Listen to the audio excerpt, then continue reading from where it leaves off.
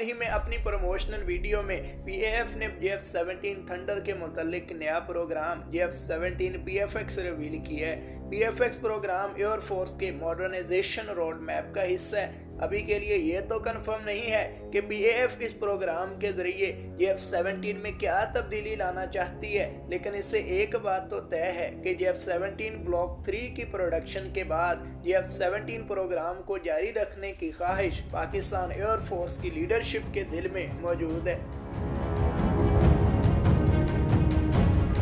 JF-17 thunder PAF का work horse बन चुका है। 2010 से लेकर अब तक एयरफोर्स ने 50 block 1, 62 block 2, 26 JF-17 B induct किए हैं और 30 JF-17 ब्लॉक 3 भी मैन्युफैक्चर किए जाएंगे।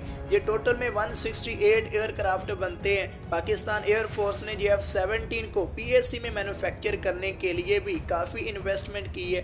अभी के लिए PAC JF-17 के एयर फ्रेम का 58% हिस्सा बनाती है। इसमें फ्रंट फ्यूजलाज, वर्टिकल स्टेबलाइजर और विंग्स शामिल हैं। बाकी 42% चाइना से मंगवाकर एयरक्राफ्ट को असेंबल किया जाता है। पाकिस्तान एयरफोर्स की तवक्को ये थी कि JF-17 एक्सपोर्ट मार्केट के लिए एक बेहतरीन तैयार है, लिहाजा ये इन्वेस्टमेंट इसे लॉन्ग टर्म के लिए फ़ायदा ही देगी। लेकिन नाइजीरिया और म्यांमार की छोटी सी परचेज के अलावा JF-17 एक्सपोर्ट मार्केट में कामयाबी हासिल नहीं कर पाया। JF-17 ऑपरेशनली तो पाकिस्तान एयरफोर्स के लिए एक बड़ी नेमत साबित हुआ है, लेकिन माशी तौर पर पाक एयरफोर्स को लॉन्ग टर्म फ़ायदा नहीं दे पाया। अब एक्सपोर्ट ऑर्डर भी कोई नहीं मिल रहा तो ब्लॉक 3 की प्रोडक्शन के बाद PAC की फैक्ट्रियां बंद हो जाएंगी और चाइना भी जो 42% हिस्सा बनाता है वो प्रोडक्शन लाइन भी मुस्तकबिल करीब में शट डाउन कर दी जाएगी। ऊपर से पाक एयरफोर्स कान प्रोजेक्ट को ज्वाइन करने में भी नाकाम रही है, तो PAF की सारी इन्वेस्टमेंट, सारा नॉलेज और सारी एक्सपर्टीज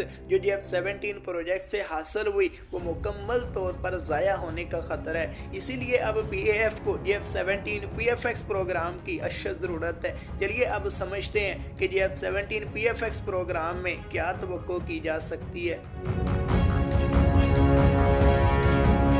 JF-17 के एयर फ्रेम की लाइफ 3000 घंटे है। अगर पाकिस्तान एयरफोर्स इसे एक साल में 150 घंटे उड़ाती है या फिर यूं कह लो कि एक दिन में 25 मिनट उड़ाती है तो 20 साल में JF-17 की लाइफ ख़त्म हो जाएगी।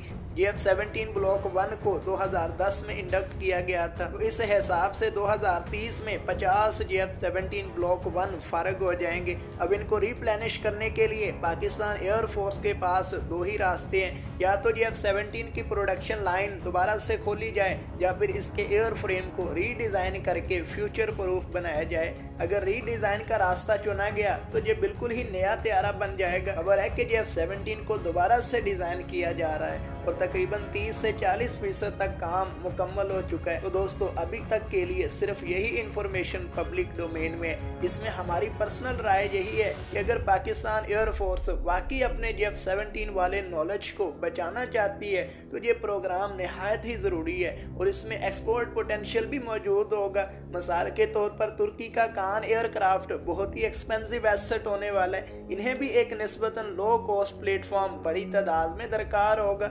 अगर PFX वाकई एक प्रोमिसिंग डिज़ाइन हुआ तो तुर्क PFX खरीद सकते हैं और पाकिस्तान एयरफोर्स कान एयरक्राफ्ट को एक्वायर कर सकती है। लेकिन यहाँ पर एक प्रॉब्लम है, इस वक्त पाक आर्मी के साथ साथ पाक एयरफोर्स भी सीरियस करप्शन में मुलव्वस है। पाकिस्तान एयरफोर्स की मौजूदा लीडरशिप की करप्शन अब किसी से ढकी छुपी नहीं है, लिहाजा अचानक से JF-17 PFX बनाने और J-31 एयरक्राफ्ट खरीदने का ऐलान इंटरनल ऑडियंस की तवज्जो को करप्शन से हटाने के लिए हो सकता है। इसलिए हमें इंतज़ार करना होगा कि क्या PAF की नेक्स्ट लीडरशिप वाकई इस आइडिया को सीरियस लेती है या फिर कोई और ही रास्ता चुनेगी। इस सारी सूरत हाल पर आपका क्या कहना है कमेंट सेक्शन में ज़रूर बताइएगा।